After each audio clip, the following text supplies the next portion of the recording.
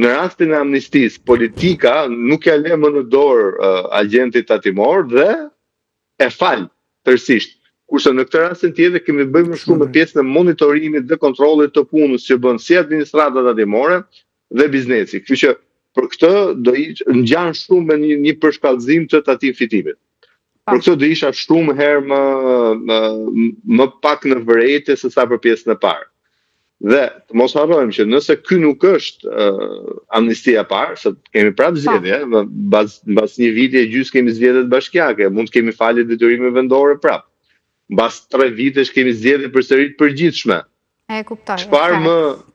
Çfarë më shtyn mua si qytetar ose në rastin konkret si biznes, që të kemi incentiv që t'i paguaj si dua taksat, sepse tashmë të gjithë do të jemi të barabartë në detyrime. Nga ky moment i kësaj amnistie. Shumë shkurt, vetëm 30 sekonda. Janë dhënë të kundërta. Ergis i dashur, në rast se kjo nuk është hera e fundit e faljes së madhe, unë të ftoj publikisht, po të na falin dhe një herë pas 2 vjetësh që kanë takimin tjetër zgjedhor, të shkojmë këtë dera e kryeministrisë dhe të bëjmë grevë urie së bashku. Dyshoj shumë se një falje tjetër mund të ndodhë për shkak edhe të negociatave me të cilat vendi Çadrën e kam gati. Pikërisht për paqen fiskale, le të themi, nuk ka pasur paqe në asnjë nga aktorët, qofshin vendas, qofshin edhe ndërkombëtar. Do të ju them shkurtimisht disa nga reagimet më kritike, le të themi, të kësaj paqe fiskale. Fillimisht Komisioni Evropian një ditë më parë pak para se të niste diskutimin në kuvent, theksoi se ka shqetësime serioze që lidhen me dekurajimin e përmbushjes tatimore dhe përsëriti nevojën për vendosjen e masave të forta kundër pastrimit të parave brenda këtij propozimi, ndërkohë që vazhdon angazhimin për uljen e numrit të madh të përjashtimeve tatimore. Pra, Komisioni Evropian ngriti si shqetësim faktin që nuk ka elemente specifike që parandalojnë pastrimin e parave në këtë nismë.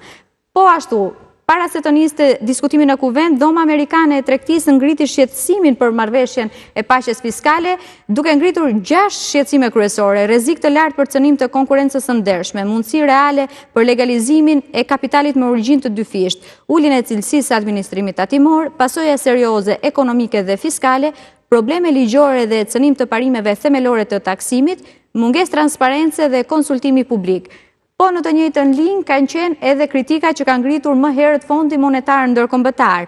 Marrëveshja e propozuar e paqes fiskale, thot FMN, rrezikon të minojë pajtueshmërinë tatimore, të dobësojë besueshmërinë e auditimeve dhe të përmbysë arritjet e deritanishme në modernizimin e administratës tatimore. Një pyetje për të dy, kur një nismë e tillë, pra le të themi parashikon që të nisi viti 0 me fshirje borxhes, negocim tatimi, pse ka kundërshtim nga gjitha palët? Unë ja lërë Ergisit se e kemi nga ana e Terit, është më mirë klasja i parë.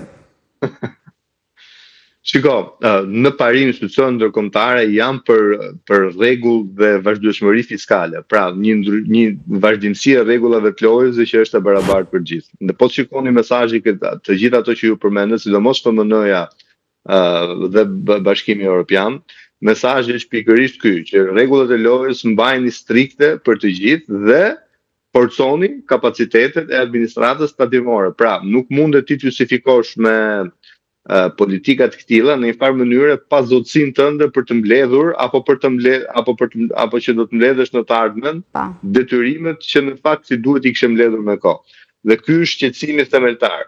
Megjithatë, po të shikojmë, me që përmendete për procesin e integrimit, po të shikojmë pjesën e politikës fiskale në kuadër të procesit të integrimit, politika fiskale, ndryshe nga deri diku monetare, mbetet pjesë e sovranitetit thelbësor të një vendi dhe Bashkimi Evropian nuk ndërhyn. Maksimumi është që mund të bëjë këshilla dhe rekomandime. Por ama nga ana tjetër, po të shikoni detyrimet që ato na vijnë në kuadër të kapitullit 10 dhe grup kapitullave 2, që është grup kapitull që përfshihet edhe politika fiskale. Aty ato tentojnë që t'jenë shumë konservator me vende si Shqipëria, pikërisht për arsye se ne kemi një nivel informaliteti shumë të lartë dhe është më thojë se si një kuti Pandore. Nëse ti e hap për ta bërë një formalizim, le të themi, me këtë qëllim, me qëllim mirë, ka shumë gjasa që të rrëshqasit drejt një pastrimi masiv të parave. Dhe ky është merakuj atyre me madh, duke qenë se edhe mekanizmat tona të kontrollit akoma nuk janë aq të forta